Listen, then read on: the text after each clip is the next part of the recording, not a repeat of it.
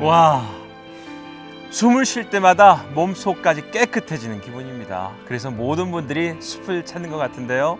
이 숲에 서 있으면 그냥 서 있는 게 쉼입니다. 네, 정말 태어나서 이렇게 많은 나무는 처음 보는 것 같아요. 그야말로 나무들의 천국이 아닐까 싶은데요. 그래서인지 왠지 신비로운 느낌까지 드는 것 같아요. 저희가 오늘 와 있는 이 숲이 그래서 신령한 곳, 사려니 숲이라고 합니다. 그렇군요. 자, 보시다시피 저희 마음을 채우는 가톨릭 콘서트 쉼이 제주도에 왔습니다. 네, 와. 저희를 포함해서 이 프로그램 보시는 여러분들 모두에게 아름다운 자연을 보여드리려고 저희가 제주도에 왔는데요.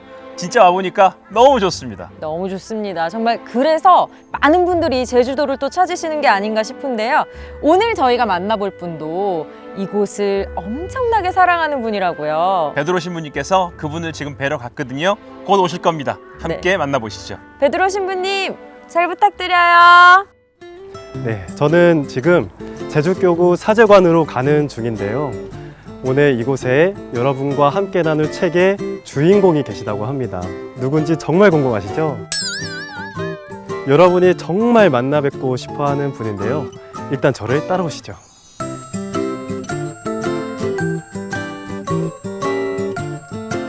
현회관은 지난 2017년에 세워진 제주교구의 사제관인데요. 초대 교구장이셨던 현 하롤드 대주교님의 한국식 이름을 따서 이곳의 이름을 정했다고 합니다. 바람소리마저 잠시 숨을 거르고 갈 것 같은 고요한 이곳에서 만나게 될 분, 정말 궁금하시죠? 에밀 타케라는 이름 혹시 기억하시나요? 에밀 타케 신부님은 파리 외방 정교회 출신으로 한라산에 자생하는 구상나무와 왕벚나무를 처음 발견해 세상에 알린 식물학자이기도 하죠. 55년간 우리나라에 계시면서 하느님의 소명에 따라 선교사의 역할에 충실하셨던 분이십니다. 제주교구의 역사와 함께했던 외국인 신부님들의 흔적을 보고 나니까 오늘 만나게 될 분이 점점 더 궁금해지는데요. 두근대는 가슴을 좀 진정하고 이제 곧 그분을 만나겠습니다.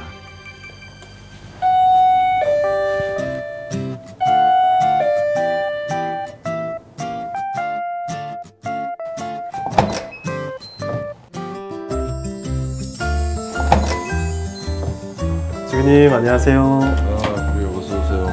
반갑습니다, 주교님. 반갑습니다. 네. 반갑습니다. 네, 오늘 제가 만난 작가는 바로 강우일 주교님이신데요. 지난 2020년 11월 은퇴 후 이곳에서 지내고 계십니다. 평화에 대한 깊은 성찰이 필요한 시대. 그리스도의 가르침에 따라 평생을 사목자로 살며 진리의 길을 걷고 있는 이 시대의 어른, 강우일 주교. 일본 동경상지대학교 철학부와 대학원을 졸업하고 교황 청립 우르바노 대학교에서 신학을 공부한 뒤 1974년 사제 서품을 받았다. 이후 서울대교구 교육국장, 난곡동 주임을 맡았으며 1986년 불혹의 나이에 주교로 서품된 뒤 가톨릭대학교 초대 총장, 서울대교구 총대리 주교를 역임했다. 뿐만 아니라 주교회의 전례위원회, 성서위원회, 민족화해위원회 등에서 교회의 중책을 맡아 활동했으며 2002년 제주교구장으로 임명된 후 2020년 은퇴하기까지 18년간 제주의 생태 환경은 물론 제주도민들의 아픔을 보듬는 데 투신했다. 무엇보다 하느님과의 소통, 사람들과의 소통, 자연과의 소통, 그리고 시대의 아픔과의 소통에 중점을 두고 더 많은 사람과 공감하면서 공동체의 문제를 해결하는 데 앞장섰다.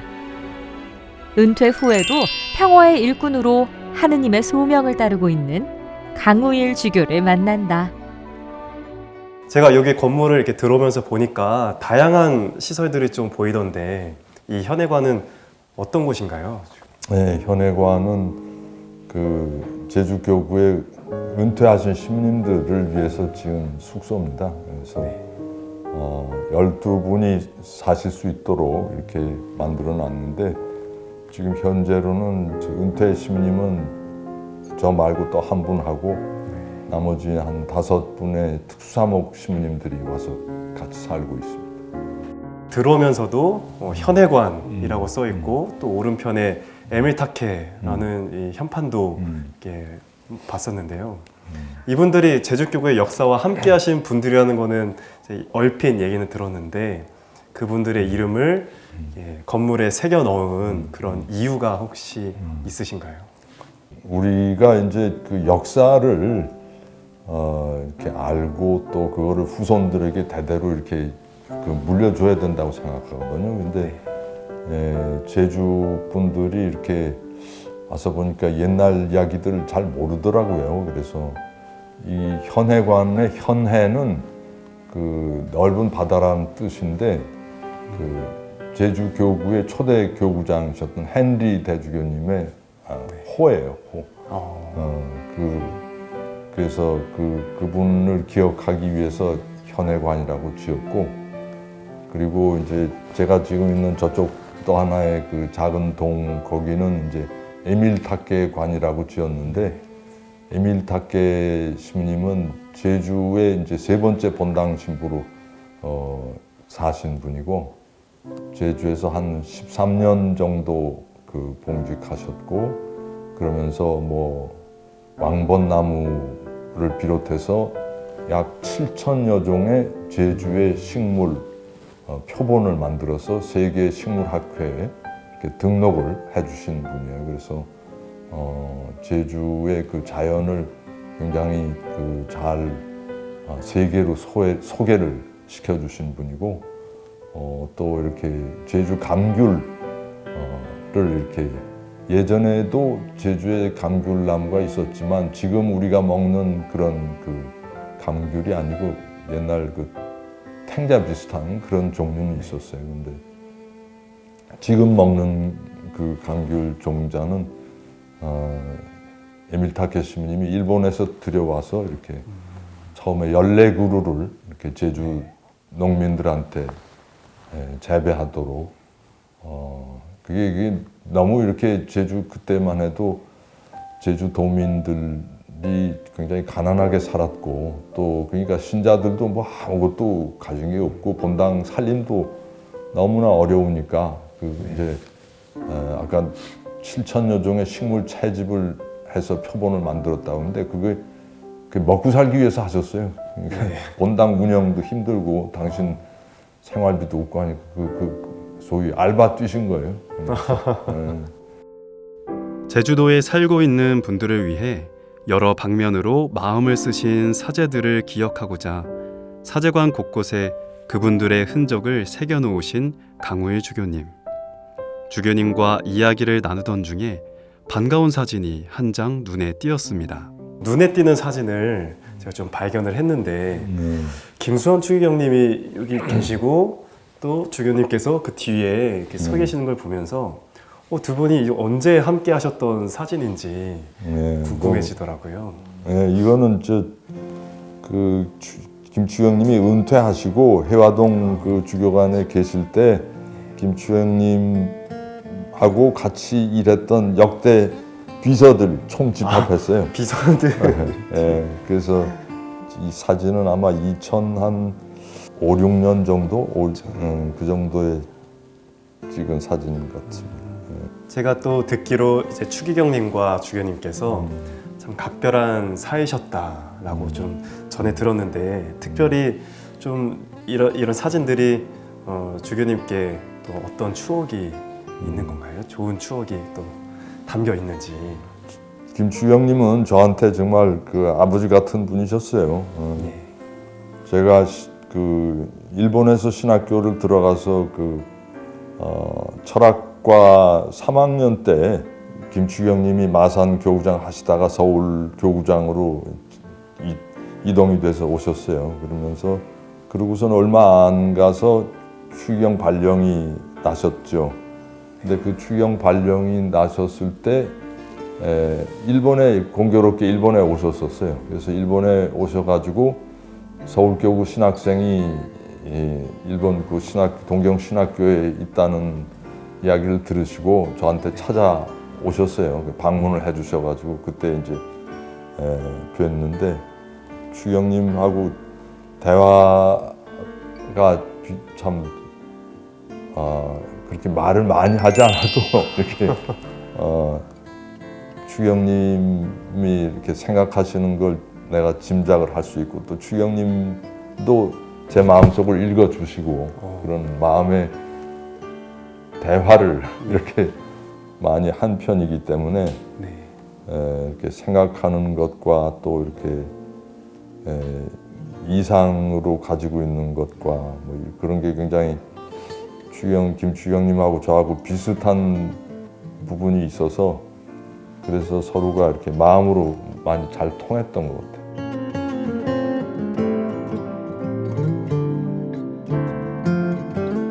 힘들고 가난한 사람들의 목소리에 더 귀 기울인다는 공통점이 있었던 두 주교님. 그래서 많은 순간 서로에게 힘이 됐고 어려운 순간도 잘 헤쳐나갈 수 있었다고 합니다. 이번에는 주교님의 집무실로 따라가 봤는데요. 역시나 공부하는 주교님답게 집무실 한쪽 벽에도 책이 가득했습니다. 사제들은 교회 사람이지만 교회는 근원적으로 세상 속에 존재해야 된다고 보고 세상에 뭔 일이 일어나고 어떻게 돌아가는지를 알아야지 세상과 교회가 담을 쌓고 있으면 소위 사목을 제대로 할 수 없지 않는가 그런 생각이 들고요. 그래서 세상에서 제일 힘들어하는 사람들 또 여러 가지 고통을 겪고 있는 사람들 또 억울해하는 사람들 그런 이야기들이 들어가 있는 책들을 많이 읽게 되고 역사 관련의 책이라든지 아니면 뭐 현실의 사회 경제 문제 뭐 그런 책들도 이렇게 가끔씩 들여다보고 두루두루 이렇게 넓게 얕게 깊은적인 연구는 못하고 두루두루 여러 종류의 책을 읽습니다. 그럼 이제 주교님께서 2020년도 11월에 은퇴를 하신 걸로 제가 알고 있는데 그 이후로는 시간상 더 책을 많이 읽을 수 있는 환경이실 것 같아요. 어떠신가요? 네, 그건 분명히 그런 것 같아요.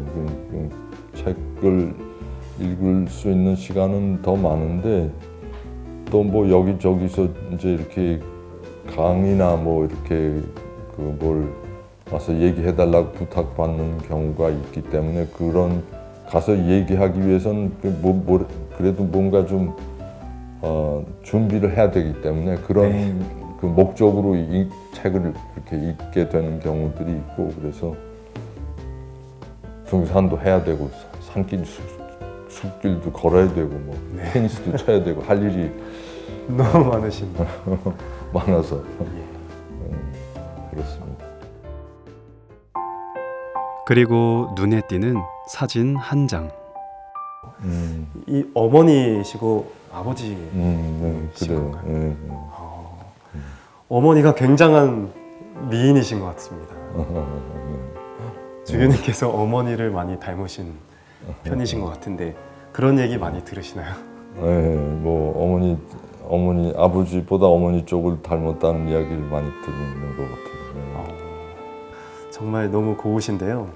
주교님의 어쩌면 이 미소가 딱 그대로 여기 사진에 똑같이 담겨 있는 것 같아서 뭐 누가 설명하지 않아도 아 어머니시구나라고 아실 수 있을 것 같은데 아직도 어머니는 여전히 정정하시다고 좀 들었습니다. 연세가 지금 이제 96이신데 만으로 그래서 사실은 우리 할아버지는 우리 아버지보다 어머니가 건강이 옛날부터 별로 그렇게 썩 좋은 편은 아니셔서 아버지보다 어머니가 먼저 세상 떠나실까 이렇게 할아버지가 걱정하신 걸 제가 들은 적이 있거든요. 근데 옛말에 우리말에 쭈구렁 밤생이 3년 간다는 말이 있어요. 그런 얘기 들어봤어요? 처음 들어봅니다. 그러니까 아주 못생기고 금방 이렇게 그 떨어질 것 같은 그 밤송이가 예. 이렇게 오래 잘 버틴다는 그런 뜻으로, 그래서 평소에 골골하고 이렇게 약체이던 분도 자기 몸을 잘 이렇게 돌보고 조심을 하면 오래 살 수 있다는 그런 뜻으로 이렇게 쓰였던 속담이었던 것 같아요. 우리 어머니도 바로 그런 스타일의, 그런 타입의 체형을 가지고 있지 않으셨나. 그래서 30대 때부터 굉장히 알아들어 누우시는 적이 많고 그랬는데, 그래서 이제 소식을 하시고 식사를 많이 못 하시고 조금씩 드시고 그렇게 해서 관리를 하시니까, 그래서 그런지 하여튼 오늘날까지 이렇게 버텨주고 계시고, 이제 혈압이 계속 오르락내리락 해서 굉장히 그리고 위장 소화기도 이제 혈압하고 같이 연동이 돼가지고 말썽을 부리기 때문에 한번 들어 누우시면 어떤 때는 뭐 한 열흘씩 이렇게 못 일어나시고, 그렇지만 그럴 때 이제 거의 뭐 단식하다시피 하셔서 이렇게 몸을 이렇게 잘 추스리시기 때문에, 그래서 오늘날까지 그런 대로 버텨주고 계시는 것 같아요. 주교님께서 걱정이 좀 많으실 것 같습니다. 네, 그냥 하느님이 오늘날까지 이렇게 96가지도 이렇게 어머니를 살게 해주셔서 매일 하여튼 감사하고 있어요. 어머니를 자주 뵙지는 못하신다고 들었는데 어떠신가요? 네, 뭐 미국에 계시기 때문에 우리 가족이 다 일찍 해외로 이민을 떠나셔가지고 저만 이제 한국에 남고, 제 동생들도 다 이제 미국에 있고, 그래서 1년에 뭐 한 번 이렇게 가서 뵙고 그랬는데, 이제는 저도 은퇴해서 책임이 없기 때문에 이제 내가 원하는 때 갈 수 있어요. 그래서 지난 2월 달에 가서 한 달 동안 어머니 곁에 이렇게 있다가 왔어요. 그리고 이제 내가 어머니께 그야말로 20살 조금 지났을 때 그냥 집을 나와서 그 후로 계속 밖으로 다니기 때문에 어머니께 해드릴 수 있는, 부모님께 해드릴 수 있는 효도란 게 아무것도 없고, 그래서 될 수 있는 대로 이제 자주 얼굴을 이렇게 보여드리고 그 옆에 함께 있어 드리는 게 내가 할 수 있는 최상의 효도다, 나는 그렇게 생각을 하고, 그래서 요새는 화상 통화를 이렇게 매주 주일 되면은 이제 아침에 꼭 합니다. 그래서 화상 통화를 통해서 이제 얼굴을 이렇게 뵈면 어머니 컨디션이 지금 어떤지 금방 짐작이 가고, 그래서 그게 아주 그건 편리한 것 같아요.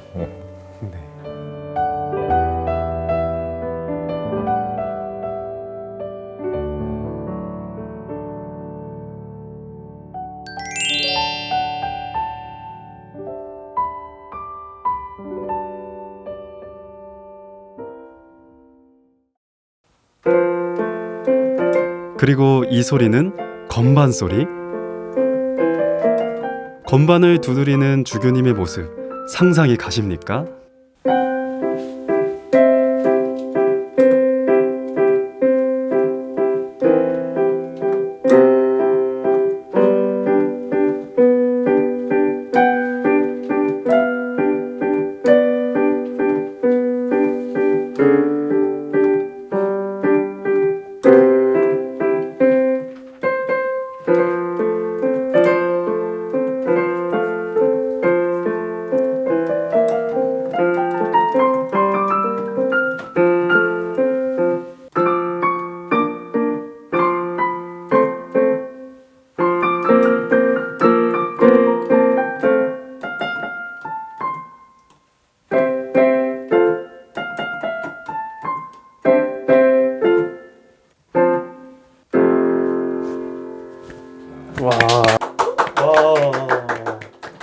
주교님께서 직접 피아노 연주를 하시네요. 피아노는 어떻게 연주하시게 되셨나요? 예, 제가 언젠가 한번 지나가면서 피아니스트들 마음대로 이렇게 손가락 움직여서 피아노 치는 거 참 부럽다고 했더니 예. 은퇴할 때 저 교구청 직원들이 예, 이렇게 이 키보드를 아예 선물로 줬어요. 아, 예, 선물로. 예, 그래서 또 레슨 해주시는 선생님도 섭외를 해서 딱 예. 이렇게 약속을 잡아버려가지고 내가 도망을 못 가겠더라고요. 그래서 치게 됐어요. 주교님 피아노 치실 때는 어떠세요? 완전히 뭐 전혀 이렇게 쳐본 적이 없이 처음부터 시작이라서 그 옛날에 왜 글을 모르던 그 분들이 이렇게 어릴 적에 여러 가지 여건이 안 돼서 글을 못 배운 분들이 나중에 나이 들어서 이제 은퇴하고 나서 가나다로 처음 깨우치고 나서 세상이 이렇게 다르게 보인다 그러잖아요. 네. 간판도 다 새로 읽고 책도 읽고 그래서 굉장히 기뻐하시는 그런 그 모습을 가끔 이렇게 접하면서 나도 그런 기분으로 지금 치고 있어요. 피아노를. 손가락이 예. 전혀 처음에 왼손 오른손 다 따로따로 놀고 머리도 놀고 그래서 삼권 분립 체제를 유지하다가 지금 이제 조금 통합이 되고 있어요. 조금. 여전히 건강하신 주교님의 모습을 뵈니까 오늘 제가 잘 찾아왔구나 싶은 마음도 들었는데요. 주교님께 궁금한 이야기는 두 분 진행자님들이 더 자세히 여쭤보시리라 믿고 여기서 마이크를 넘기겠습니다. 안녕하세요. 안녕하세요. 예, 정말 많은 분들이 뵙고 싶어하는 우리 주교님이 바로 앞에 네. 계십니다. 강문일 주교님이십니다. 초대해 주셔서 감사드립니다. 잘 오셨습니다. 네. 먼 걸음 이 숲길까지 와주셔서 감사합니다. 고맙습니다. 네, 너무 반갑습니다. 주교님, 저희가 이렇게 오프닝에서 인사드렸던 것처럼 또 여기가 제주도의 숨은 비경 중 하나인 사려니 숲에 저희가 지금 나와 있습니다. 이곳이 근데 평소에 주교님께서 즐겨서 산책하는 곳이라고요. 네, 예. 여기가 좀 나이 든 사람들이 걷기가 편한 코스입니다. 이렇게 바위들이 울퉁불퉁 튀어나오지 않고 아주 바닥이 편안하게 돼 있고 또 이렇게 오르막이 별로 없고 거의 한라산 중턱을 옆으로 이렇게 가는 길이기 때문에 아주 체력적으로 부담이 없고 그래서 즐겨 걷습니다.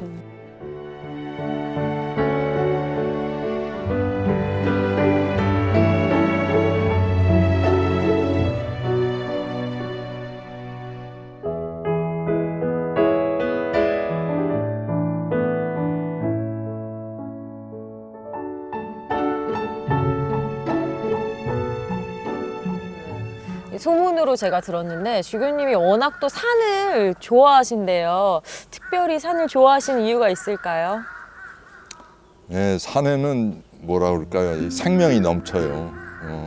이렇게 숲이라는 게 이게 정말 모든 동물이 태어나기 전부터 식물이 먼저 있었잖아요. 이게 또 이제 숲이 이산화탄소를 잔뜩 머금고 있거든요. 그래서 이 지구를 살리는 모든 동물을 살게 하는 생명의 가장 밑바닥 꼭 없어서는 안 되는 존재들이고 그래서 숲에 들어오면 이렇게 굉장히 편안함을 느끼고 아주 모두가 다 무장해제되는 그런 느낌을 갖습니다.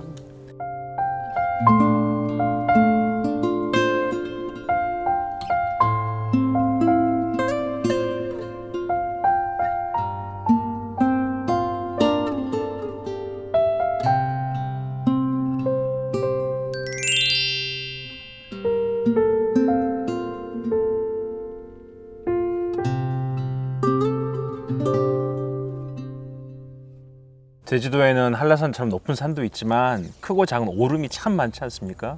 수백 개가 된다고 듣고 있는데 그 중에서도 바로 이 오름이 주교님께서 참 좋아하는 오름이신데 직접 방문해서 걷는 것도 좋지만 멀리서 바라보는 것도 참 좋다 이런 말씀 하신 적이 있는데요.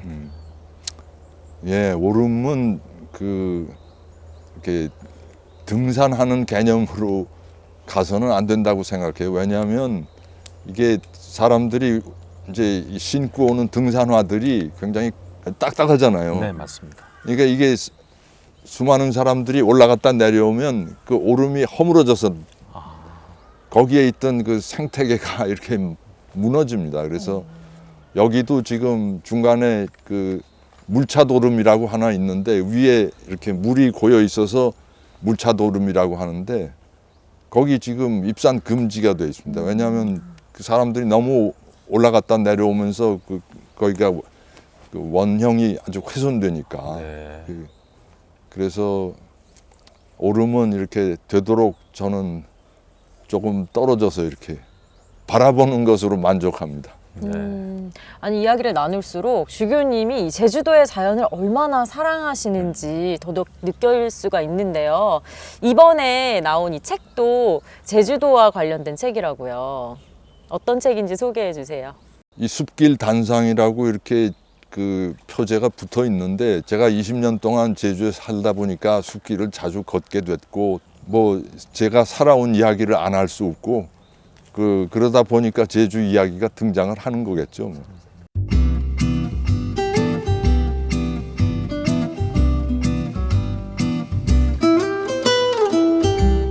숲길 단상. 이게 제목도 그렇고 책 표지도 그렇고 독자들의 취향을 제대로 한번 알고 만드신 책이 아닌가라는 생각이고 저희들끼리 얘기를 했는데요. 요즘 사람들이 숲과 너무 멀리 떨어져 있기 때문에 숲을 더 그리워하는 거 아닌가 그런 생각을 한번 해봅니다. 예, 맞습니다. 그 숲에는 그 생명의 근원이 이렇게 넘치고 있고 생명력이 아주 충만한 곳인데 우리 인간들이 그 발전이라는 이름 하에 아니면 성장이라는 목표를 세우고서 끊임없이 숲의 나무들을 베어내고 숲을 이렇게 아주 없애왔기 때문에 사람들이 무의식적으로 그 생명이 가득한 곳에 돌아가고 싶어하는 그런 마음들이 다들 있지 않은가 그런 생각을 합니다. 네. 근데 저는 좀 의외였던 게요. 네. 평소에 이제 또 주교님이 워낙 강론도 좋으시고 말씀도 잘하시고 그리고 교회의 큰 어른이시잖아요. 그래서 책을 많이 쓰신 줄 알았더니 이 책이 3번째더라고요. 뭐 다른 신부님들, 주교님들이 책 많이 쓰신 거에 비하면 아주 조금이죠. 뭐 근데 제가 이게 그 책을 내려고 한 것이 아니고 이렇게 여기저기서 이렇게 말을 강의를 하거나 강론을 하거나 했을 때 그거를 이제 수녀님들이 잘 모아서 이렇게 책으로 엮어 주셨습니다.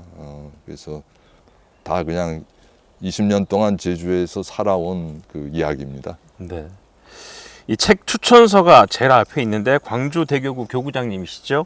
김희중 대주교님께서 그 글을 써주셨어요. 근데 그 글을 보니까 숲길 단상의 메시지는 소통이다. 뭐 이렇게 말씀을 하셨더라고요. 그 추천사를 쭉 읽어보시고 주교님께서는 어떻게 보셨어요? 네, 뭐 저는 그런 의도로 이렇게 쓰지는 않았지만 어쨌든 제 마음을 잘 읽어주셨다 하는 그런 생각이 듭니다. 왜냐하면 우리가 그 천주교 그 성직자들, 사목자들은 하나님과의 대화, 그 다음에 우리 그 이웃과의 대화, 신자들과의 대화, 이게 끊임없이 대화 속에서 살아가야 되는 존재들이기 때문에 내 것을 이렇게 얘기하기보다는 다른 사람들로부터 듣고 거기에 대한 어떤 그 하느님의 메시지나 또 우리의 해석이나 이런 걸 말하기 때문에 이게 소통한다는 게 굉장히 아주 제일 중요한 우리 삶의 방법론이라고 생각이 됩니다.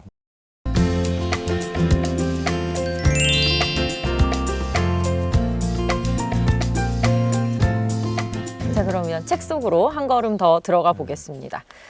이 책이 저는 흥미로웠던 점 중에 하나가 이제 주교님의 사적인 이야기들이 여기저기에 보입니다. 서울에서 이제 태어나셔서 5남매 중에 마지로 태어나셨다는 네, 이야기를 네, 봤는데요. 네. 어린 시절 이야기 좀 해주세요, 주교님. 어린 시절은 제가 그러니까 해방되자마자 이렇게 2달도 채 안 돼서 태어났거든요. 해방둥입니다. 그러고서는 이제 5살에 6.25 사변이 터지거든요. 6.25 전쟁이 터지니까 서울에서 살다가 이렇게 여기저기로 피난 다닐 수밖에 없었고, 피난을 이렇게 어려서부터 그렇게 피난 다니다 보니까 어떻게 그게 제 인생의 패턴이 돼버려 가지고 이게 성인이 된 후에도 오만 세계 곳곳을 떠돌아다니는 떠돌이가 되고 말았습니다. 일제강점기에 아직 그 분위기가 있었던 시기에 태어나셨고 네. 또 6.25 전쟁도 겪으셨고 초등학교를 4번이나 전학을 가셨다고 들었습니다. 네, 그 피난살이 하다 보니까 네네. 그 우리 아버지가 이렇게 처음에 군에 계시다가 제대하시고 그러면서 또 뭐 사업이라고 조그맣게 이렇게 시작하시고 하다 보니까 우리 아버지가 이렇게 뭐를 저지르는 일을 잘 하셔서 그러니까 여기저기 이렇게 옮겨 다니게 됐습니다. 네. 혹시 기억나실지 모르겠어요. 그 시절 주교님은 어떤 어린이였을까요? 저희가 지금 뵙기에는 워낙 어르신이니까 어렸을 때도 어른스러운 아이지 않았을까 싶은데요. 어렸을 때 제 별명이 곰이었어요. 곰. 우리 할아버지가 저를 보고 야 곰아 이리 와라. 반응이 느리고 말도 느리고 그러다 보니까 이렇게 부산 부두에 항구에 그 기중기 이렇게 짐을 이렇게 실어서 나르는 그런 것들이 이렇게 높이 있는데 우리 할아버지가 저를 놀리면서 야 저 곰아 저게 곰 잡는 기계다. 그런 에피소드가 있을 정도로 제가 느리고 좀 맹하고 좀 이렇게 멍하고 그랬습니다. 지금 그때 할아버지를 주교님께서 반대로 생각해 보시면 정말 예쁜 손자니까 그렇게 말씀하시지 않습니까? 귀엽고 예쁘고 믿음직하니까 순수하고. 그렇죠. 네. 거기 쭉 말씀을 들어보시면서도 저도 느끼고 책도 읽어보니까 학창 시절에 공부 좀 했다. 공부 참 잘하셨다. 그렇게 얘기 들었는데. 아니요, 공부는 잘하지 못했습니다. 공부에 그렇게 제가 취미를 많이 갖지는 못했고요. 대학에 가서 비로소 이제 공부에 좀 눈이 띄었다고 할까요? 어떤 계기가 있었나요, 그러면? 그 초등학교, 중고등학교 시절까지는 제 키가 커서 네. 그때는 키순으로 앉혔거든요. 네. 그러니까 키 큰 사람 맨 뒤에 뒤에 앉을 앉죠. 뒤에 앉을 수밖에 없어서 선생님이 하시는 말씀 이렇게 제대로 다 못 듣고 자꾸 분심 잡념 들고 그러다 보니까 공부 그렇게 못했어요. 근데 그러다 보니까 이제 대학 가서는 내가 이래서는 안 되지. 내가 좀 정신 차리고 들어야지. 그래서 일부러 이렇게 맨 앞에 가서 앉고 그런 기억이 납니다. 네, 아유, 겸손하게 말씀하시지만 사실 고등학교도 경기고를 나오셨는데 당시에 경기고등학교 나왔다 하면 어마어마하죠. 공부 좀 한다는 거잖아요. 근데 사실 이렇게 공부를 잘 하셨으면 출세할 다른 직업들이 참 많았을 텐데 또 어떻게 성소 이렇게 부르심을 받았는지 그 계기도 궁금합니다. 예, 뭐 저도 이렇게 처음부터 이렇게 사제가 될 생각은 없었어요. 그냥 되게 여러 가지 집안 사정이 있어서 제가 대학을 일본에 가서 들어갔습니다. 근데 대학 입학하기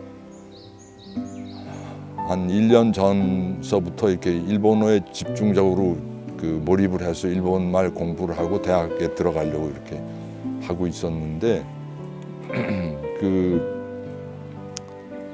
입학 시험 입시 한 달 전서부터 제 마음이 아주 이상하게 안정이 안 되고 이렇게 뭔가 이렇게 속이 끓어요. 그래서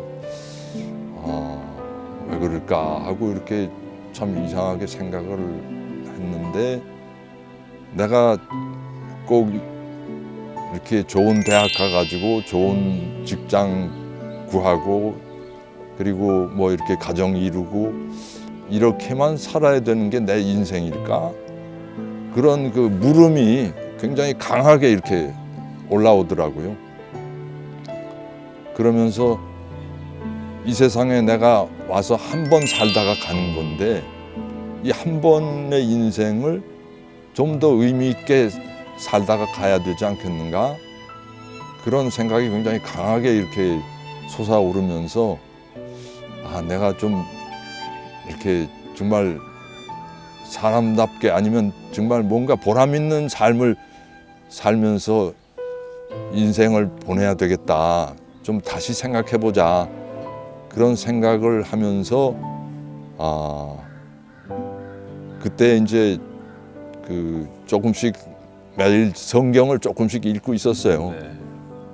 일본에 가서 뭐 이렇게 여러 가지 뭐 고향도 떠나고 뭐 마음이 복잡했겠죠. 그래서 성경을 조금씩 읽고 있었는데 그 마테오복음에 보면 너는 무엇을 먹을까 무엇을 입을까 걱정하지 마라. 하느님께서 다 알아서 걱정해 주신다. 오늘 걱정은 오늘로 충분하다. 내일 걱정하지 마라. 너희는 먼저 너희가 구해야 될 것은 그 하느님의 나라와 그 의를 하느님의 의를 구해라. 그런 말씀이 이렇게 그 가슴에 아주 깊이 와 닿았어요. 그래서 그러면서 이제 신학교 좀 가야 되겠다 하는 생각을 하게 됐습니다.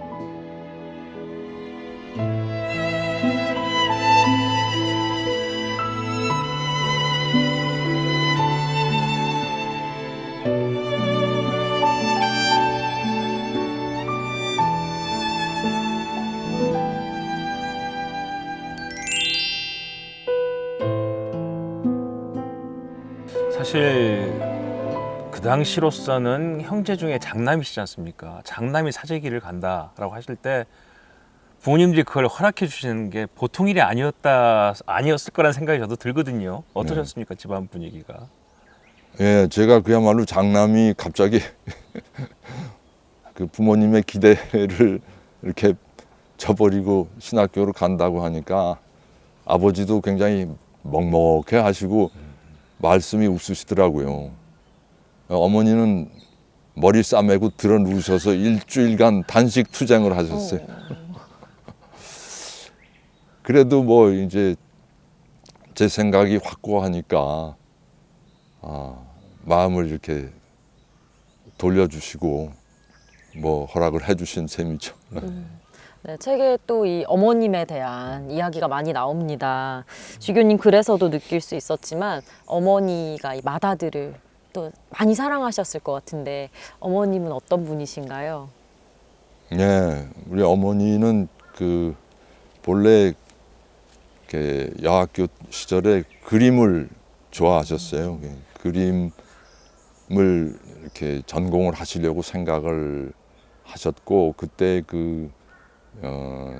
그림을 전공하기 위해서 뭐 유학까지 생각하고 하셨는데 그때 아시다시피 일제강점기 말이잖아요. 그래서 소위 요즘 와서 얘기하는 그 정신대, 종군 위안부 이런 그런 흉흉한 소문이 이렇게 많이 돌 때니까 그 시대에 그 많은 가정에서 처녀들이 될 수 있는 대로 빨리 결혼을 하게 됐어요. 그래서 우리 할아버지가 그 어머니 보고 잔소리 말고 빨리 시집이나 가라 해가지고 이제 그런 당신 꿈을 접으시고 그냥 결혼 생활 시작하신 거죠. 안타깝지만 자주 뵙지는 못할 상황이라고 들었습니다, 어머님을. 예, 뭐 지금 저만 제외하고 다 어머니가 지금 미국에 이민 가서 계시고 제 동생들도 그렇고 그래서 1년에 뭐 이렇게 한두 번 가서 뵐 수 있는 그런 처지입니다. 네. 그래서 어머니가 너무 보고 싶어서 주교님이 이렇게 눈물을 흘리면서 운 적도 있다고 책에 쓰셨는데요. 예, 뭐 이렇게 그 숲길 여기 사려니 숲길 걷다가 어머니 생각이 나서 좀 옛날 그 노래도 들으면서 동요도 들으면서 이렇게 걷다가 보니까 저도 모르게 이렇게 눈물이 막 이렇게 흐르더라고요. 어머니 생각이 나서. 그러면서 가만히 또 혼자 생각해 보니까 머리가 완전히 거의 백발에 가까운 노인네가 자기 어머니 생각하면서 우는다는 게 이게 참 우스꽝스러운 장면이 아닌, 누가 보면 참 웃긴다 그러겠다 하는 그런 생각을 하면서 저도 아주 참 저 자신이 우습게 생각이 됐습니다.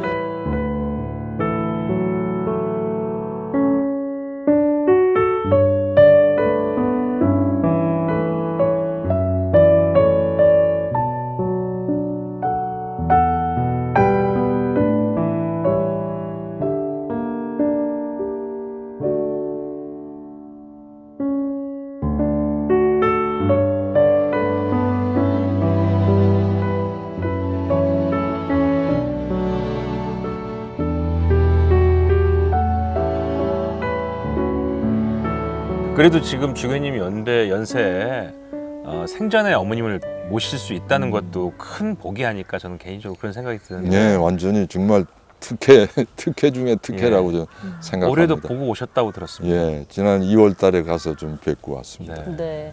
네. 책 속에는 이렇게 어머님 말고도 또 그리운 분들의 이름이 이렇게 등장을 하는데, 어머님 다음으로 또 그리운 분 하면 누가 있을까요? 뭐 어머니 다음으로 세상 떠나신 아버지가 그립죠. 그리고 또 네. 김수환 추경님 그립고. 네. 네, 제가 그 부분을 책 속에서 낭독해 보겠습니다.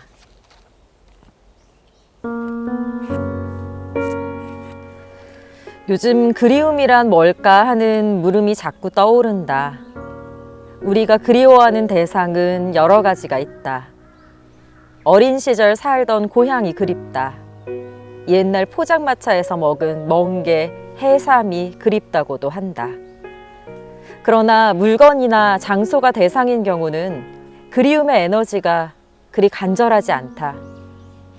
그리움이 불쑥불쑥 솟구치는 대상은 아무래도 사람이다. 그것도 그냥 스쳐 지나간 사람이 아니라 오랜 세월 정분을 나눈 사람, 내게 은혜를 베푼 사람, 사랑한 사람을 향한 그리움의 에너지가 훨씬 강력하다.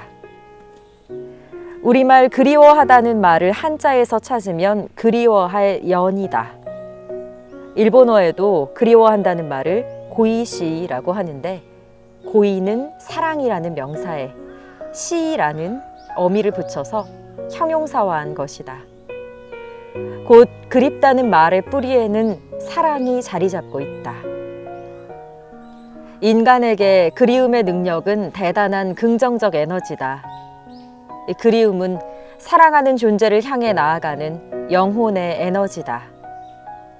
시련과 도전에 시달려 좌절하고 의기소침해 있다가도 사랑하는 이에 대한 그리움의 에너지가 작동하면 포기하지 않고 원기를 회복하도록 기력이 생긴다. 임종을 맞아 마지막 숨을 몰아쉬던 병자도 그리운 혈육이 돌아와 이름을 부르면 감았던 눈을 뜨고 마지막 사랑의 시선을 보낸다.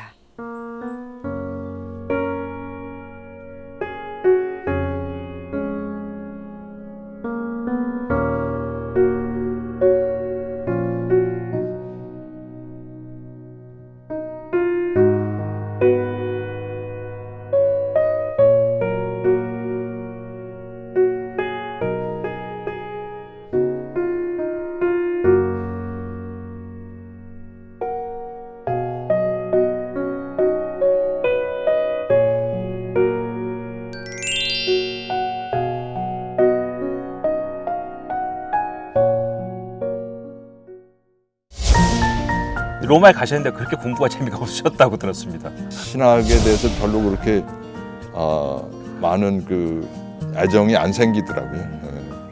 그때 이제 김수환 추경님께 제가 청을 드렸어요. 1년간 좀 서품을 미루겠습니다. 요한 바오로 2세 지금 성인이 되셨지만 그분께서 저를 너무 젊은 나이에 이렇게 주교로 세우셨다 하는 생각이 들어서 너무 새파란 사람이 주교가 돼버려요. 그러면서 미사 통상문을 그때 전부 새로 이렇게 개정을 했습니다.